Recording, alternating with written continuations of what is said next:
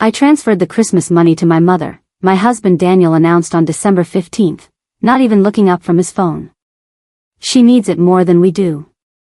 I froze, holding the shopping list I'd been making for our 3 children's Christmas presents. What Christmas money? I asked, though my stomach already knew. The $5,000 we saved, he said casually. Mom's behind on her mortgage. Family comes first. The $5,000 I'd saved all year by working extra shifts, skipping lunches, and selling things on Marketplace. The money earmarked for our kids' Christmas, our first real Christmas since I'd gotten promoted. Daniel, that was for the kids' presents. For Ben's bike, for Lily's dance classes, for Noah's computer. They'll understand, he said. Grandma needs help. Besides, kids don't need expensive gifts. Christmas is about family. Your mother makes more than both of us combined, I said, my voice shaking. How is she behind on her mortgage? That's not your business, he snapped. She's my mother. If she needs help, we help. End of discussion. I stood there, holding the now useless list, watching him text his mother. She'd responded with heart emojis and, "You're the best son ever." No mention of paying us back. No acknowledgement that this was our children's Christmas money. This wasn't the first time. Throughout our 12-year marriage, Daniel had prioritized his mother Barbara over our family. When we bought our house, she got a key and redecorated while we were at work. When our first child was born, she moved in for 3 months uninvited. When I got promoted, she told everyone it was because I'd seduced my boss. But the financial manipulation was the worst. She'd claim poverty while wearing designer clothes. She'd cry about bills while booking cruises. And Daniel believed every performance, transferring our savings whenever she called. I'd started hiding money 2 years ago. Small amounts in a separate account Daniel didn't know about.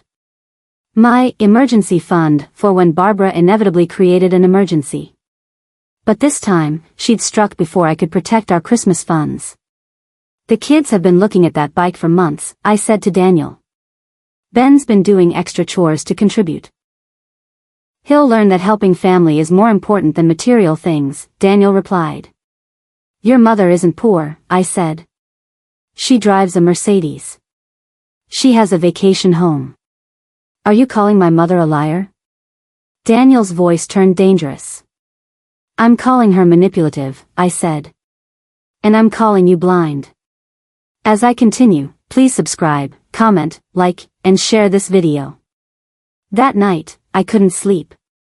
Downstairs, I looked at the presents I'd already bought with my hidden funds.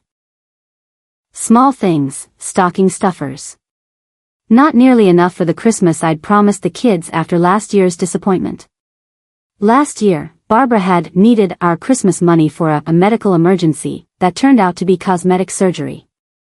I'd made it work with dollar store gifts and homemade presents, but the kids had noticed. Why does everyone else get better presents? Lily had asked. This year was supposed to be different.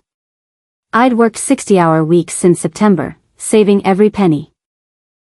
The kids had been so excited, making lists, circling items in catalogs. Now I had 10 days to figure out how to give them Christmas without money. That's when I remembered something. Daniel's home office, where he kept his collectibles. Baseball cards, signed memorabilia, vintage items he'd spent thousands on over the years. Investments, he called them.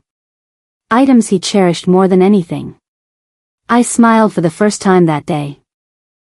If family came first, if material things didn't matter, then Daniel wouldn't mind what I was planning.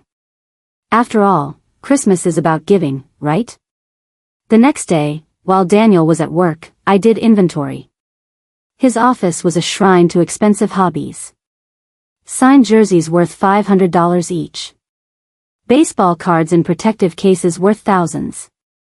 First edition books, vintage posters, limited edition items. All meticulously cataloged in his spreadsheet. I made my own list. Then I called my brother James, who ran an sports memorabilia shop. I need your help, I said. And discretion. What's going on? He asked. Daniel gave our Christmas money to Barbara, I explained. So I'm liquidating his assets to buy the kids presents. That's bold, James said. Will you help or not? Barbara's been bleeding you guys dry for years, he said. I'll be there in an hour. We carefully photographed each item, then James took them to his shop.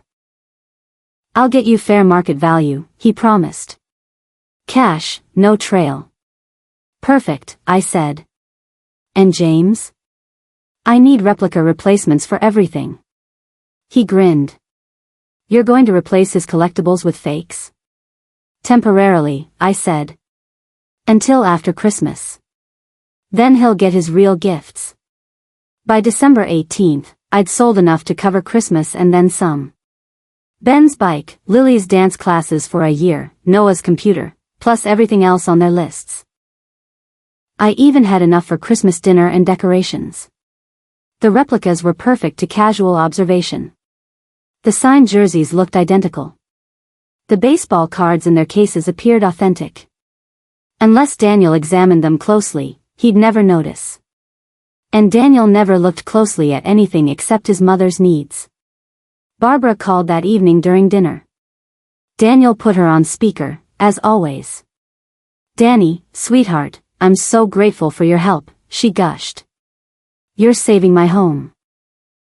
Anything for you, Mom, Daniel said, glaring at me. Family first, always. I don't know what I'd do without you, Barbara continued. Unlike some people, you understand loyalty. The dig at me was obvious. I smiled and continued serving dinner. How's the mortgage situation now? Daniel asked. Oh, all sorted, Barbara said cheerfully. In fact, I'm thinking of taking a little vacation. The stress has been overwhelming. A vacation. With our children's Christmas money. That sounds nice, Daniel said, oblivious to the irony. Where are you thinking? Maybe Hawaii, Barbara said. Or the Bahamas. Somewhere warm for Christmas. You're traveling for Christmas? Lily asked, disappointed. Grandma always comes here. Oh sweetie, Grandma needs some me time, Barbara said dismissively. You understand. But it's Christmas, Noah said. We always have Christmas together. You children are so clingy, Barbara laughed. You need to learn independence. I watched my kids' faces fall. The grandmother they adored, who their father had just given their Christmas to, was abandoning them for a beach vacation. Mom, maybe you could come here instead, Daniel suggested weakly. No, I've decided, Barbara said firmly. Besides, you couldn't afford to host me properly.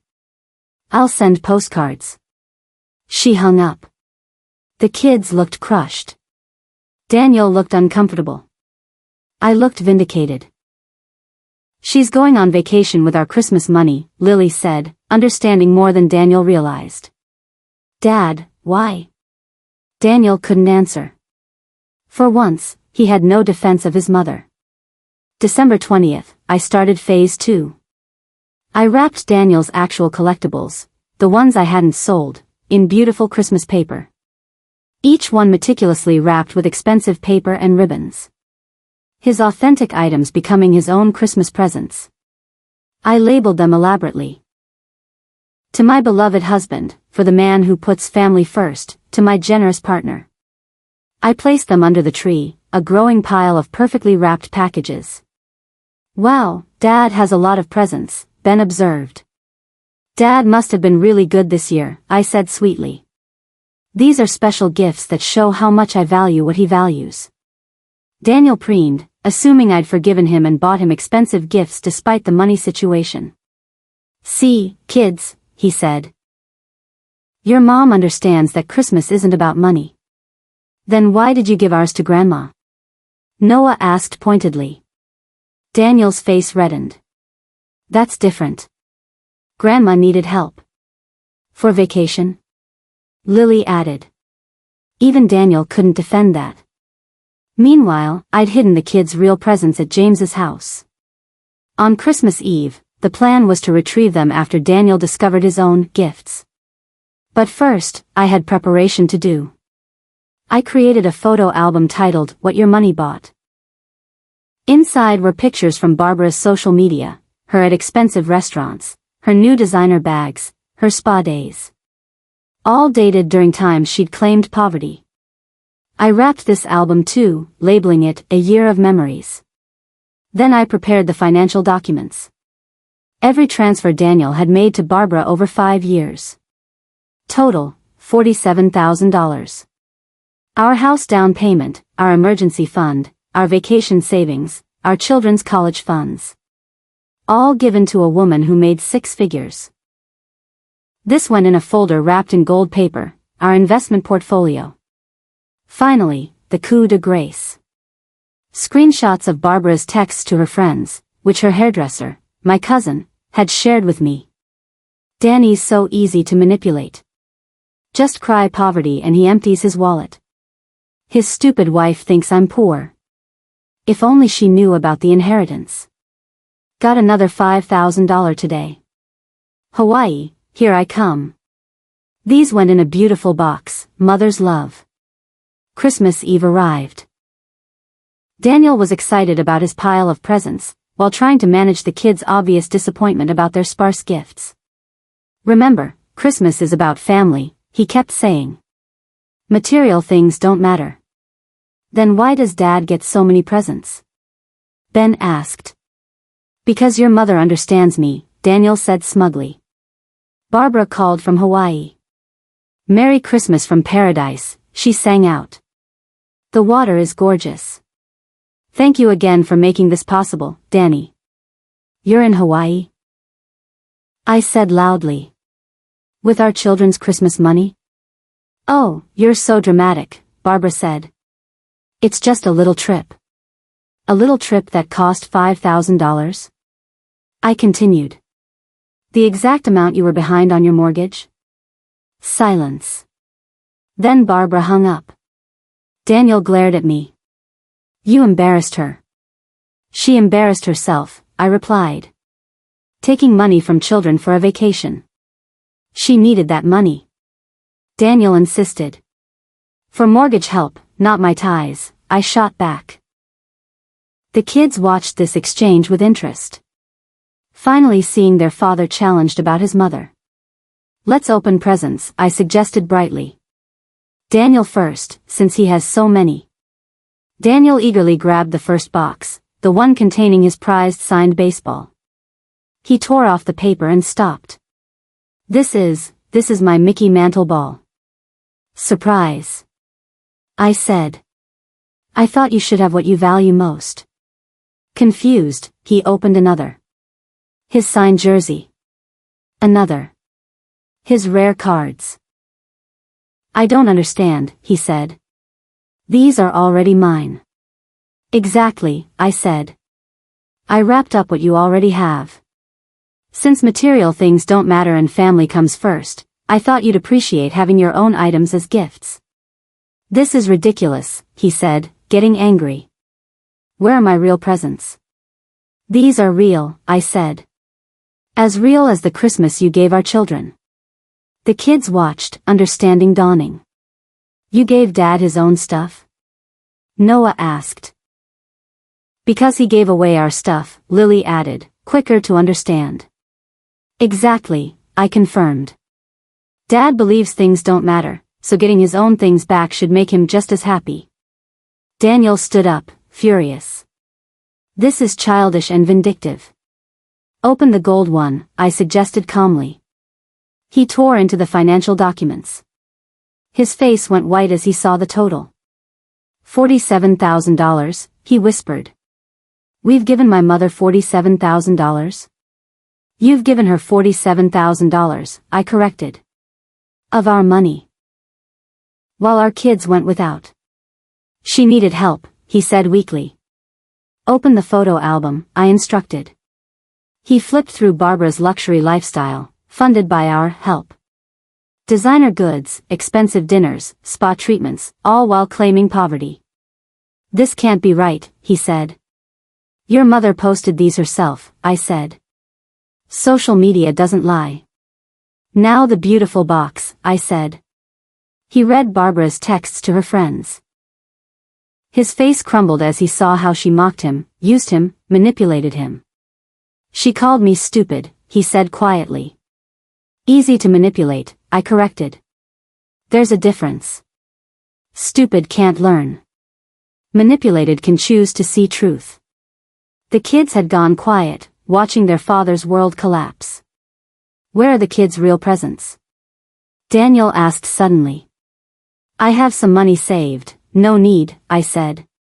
I handled it. How? He asked. We don't have money. We didn't have money, I corrected. Until I sold some things that apparently don't matter. Daniel's eyes widened. He ran to his office. I heard his shout of dismay. My collection. Where is everything? Sold, I said calmly when he returned. To buy Christmas for our children. You had no right, he screamed. Those were investments. So was our children's Christmas, I replied. But you gave that away. So I liquidated your investments for their happiness. Those items were worth thousands, he said. About 5,000, I agreed. Exactly what you gave Barbara for her vacation. The poetic justice wasn't lost on anyone. You sold Dad's treasures? Ben asked. To buy our Christmas? Yes, I said. Because you three are my treasures. Dad can have his things back after Christmas if he reimburses the money.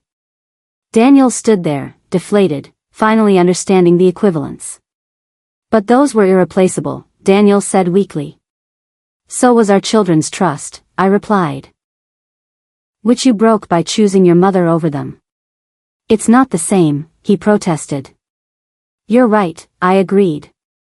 Your collectibles can be repurchased. Their childhood Christmases can't. Lily started crying.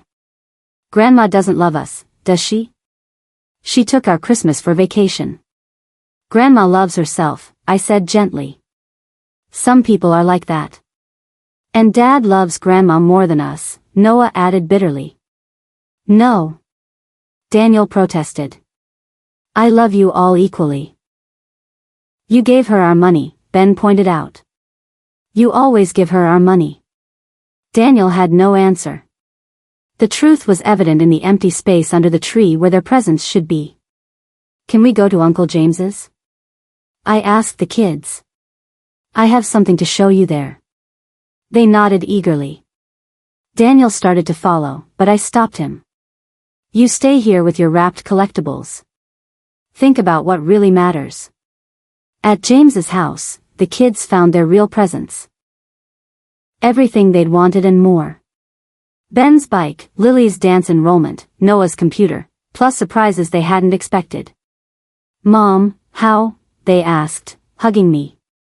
Uncle James helped, I said. And Dad's collectibles turned out to be good investments after all. Is Dad going to be mad? Ben asked.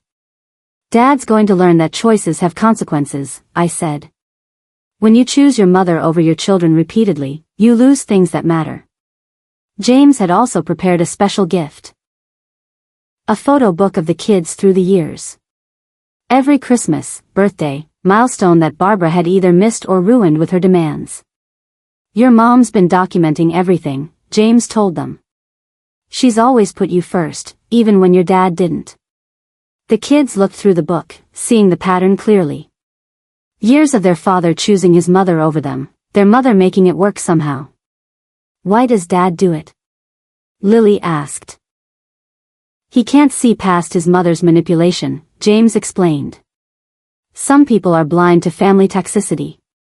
We returned home to find Daniel on the phone with Barbara. Mom, they're saying you used the mortgage money for vacation. Of course I did, Barbara's voice carried clearly. I deserved a break. Your wife is so dramatic about money. But you said you needed it for your mortgage, Daniel said. I lied, Barbara said casually. So what?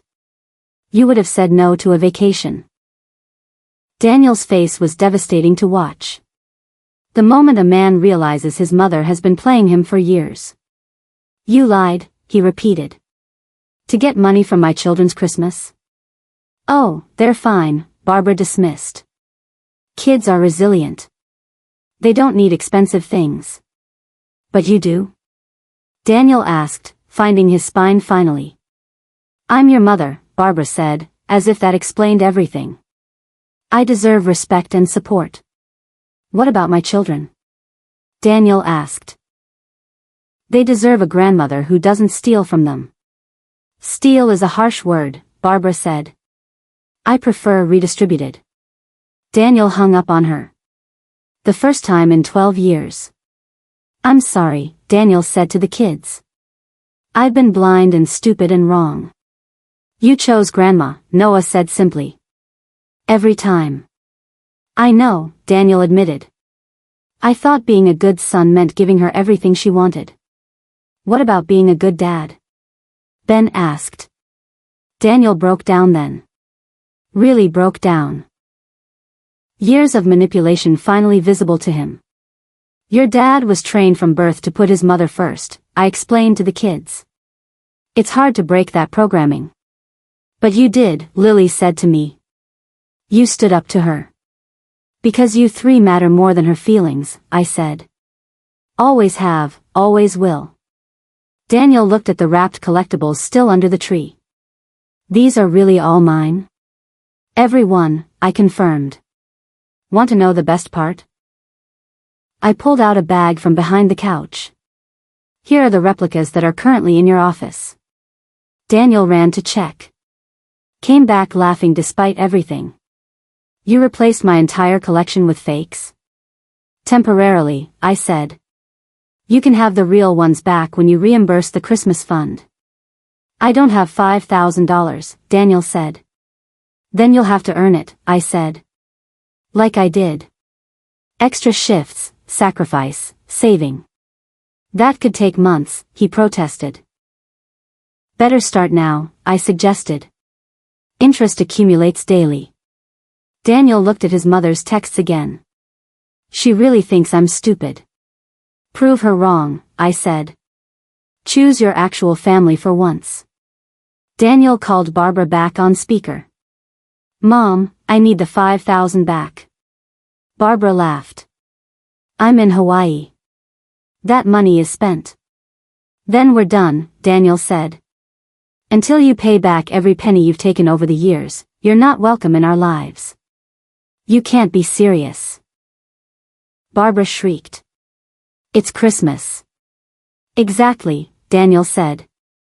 The Christmas you stole from my children for a beach vacation. This is your wife's doing, Barbara accused.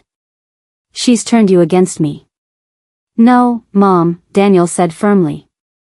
You turned me against you by lying and stealing and manipulating. We're done. Barbara tried everything. Tears, threats, guilt trips. Daniel held firm for the first time ever. The manipulation stops now, he said. No more money. No more visits. No more anything until you make this right. I'm your mother. Barbara wailed. And they're my children, Daniel replied. Who I've failed by choosing you over them. He hung up and blocked her number. Then looked at the kids. I'm sorry. I'm so sorry. I've been a terrible father. You can be better, Ben offered generously. Starting now. Starting now, Daniel agreed. He looked at me. How do I make this right? Start by calling your boss about overtime, I said. Then therapy to understand why you let your mother manipulate you for 40 years. 40 years, he repeated. She's been doing this my whole life. And you've been allowing it, I added. That stops today. Daniel nodded, finally understanding the depth of his betrayal. By New Year's, Daniel had worked 100 hours of overtime. He'd sold his golf clubs, his watch, things he valued, to contribute to replacing the fund. Material things don't matter, he said, echoing his earlier words with new understanding. Family does. Real family. Barbara continued calling from Hawaii, then from home, then from lawyers. Each attempt to reconnect was refused. She's threatening to sue for grandparents' rights, Daniel told me. Let her, I said. I have 12 years of evidence showing financial abuse and emotional manipulation. You documented everything? He asked. Everything, I confirmed. Every transfer, every lie, every manipulation. Just like you documented your collectibles value. The comparison stung, but Daniel accepted it. I valued the wrong things. You valued what you were programmed to value, I said. Now you're choosing different programming. Therapy was helping. Daniel was finally seeing how Barbara had trained him from birth to be her personal ATM. Valentine's Day brought unexpected healing. Daniel presented me with a gift, his collectibles, officially signed over to me. These are yours now, he said. To sell or keep as insurance against my stupidity. You're not stupid, I said. You were manipulated by a master. Same result, he said. Our kids suffered because I couldn't see it. But you see it now, I pointed out. That's growth. Barbara sent flowers with a card, sorry for the misunderstanding. No acknowledgement of theft, no offer of repayment, just minimization. Misunderstanding, Daniel laughed bitterly. She stole Christmas and calls it a misunderstanding. We donated the flowers to a nursing home. People there will appreciate them, I said. Without the manipulation attached. The kids were healing too. Understanding their father was a victim who became an enabler, not intentionally cruel. Dad's like someone who was hypnotized, Lily explained to her friend. He's awake now. Let's hope he stays awake, Noah added, still skeptical. By summer, Daniel had fully reimbursed the Christmas fund plus interest. He'd worked extra shifts, sold unnecessary items, and learned the value of sacrifice. This is what you did every year, he said. Saved and sacrificed while I gave it away. Every year, I confirmed. Well, you called me selfish for questioning your mother's needs. Never again, he promised. I see it now. All of it. Barbara attempted one more manipulation. She claimed to be dying, needed to see her grandchildren one last time. Daniel almost wavered until I showed him the similar texts from 3 years ago, 5 years ago, 8 years ago. She's claimed to be dying whenever she wanted something, I pointed out. The boy who cried wolf, Daniel said. Except she's the wolf. We ignored the death claims. Sure enough, Barbara posted vacation photos 2 weeks later, healthy as ever.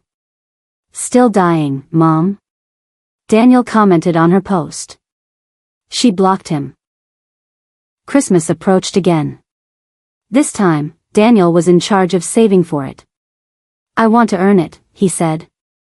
To understand what I took for granted. He worked overtime, saved religiously, documented every penny. By December, he'd saved $7,000. Extra, he said. To make up for previous years. Barbara sent a Christmas card with a check for $50. For the children, she wrote. Let bygones be bygones. $50, Daniel said in disbelief. She stole $5,000 and sends $50. It's not about the amount, I said. It's about the insult. She thinks $50 erases her theft. Daniel sent the check back with a note, you owe $47,000 total. This is insulting. Barbara's response was predictable, after everything I sacrificed raising you. What sacrifices? Daniel wrote back. The documented evidence shows you taking, not giving. Silence after that. Barbara had no defense against truth. That Christmas was perfect. Not because of the amount spent, but because of who wasn't there. No Barbara creating drama, demanding attention, stealing joy. This is what Christmas should be, Daniel said. Family actually enjoying each other. Without someone making it about them, Noah added pointedly. The kids had learned valuable lessons. That manipulation exists even in families. That documentation protects against lies. That choosing toxic people over innocent ones has consequences. Will we ever see Grandma again? Ben asked. When she apologizes genuinely and makes amends, Daniel said. So never, Lily translated. Probably never, Daniel agreed sadly. But that's her choice. We'd created new traditions. Transparent financial discussions, no secrets about money, and absolutely no giving to people who claim need while living luxury. Trust but verify became our family motto. Barbara had taught us that through negative example. 5 years have passed since that Christmas. Barbara never apologized, never made amends, never saw her grandchildren again. She died last year, alone in her expensive house, surrounded by things instead of people. Daniel grieved, but not for who she was. For who she could have been if she'd chosen family over manipulation. She had everything, he said at her memorial. But wanted more. In taking from others, she lost everyone. We discovered she'd died with significant debt despite years of taking from us. The house was mortgaged, credit cards maxed, everything leveraged. She was never behind on mortgage, Daniel realized.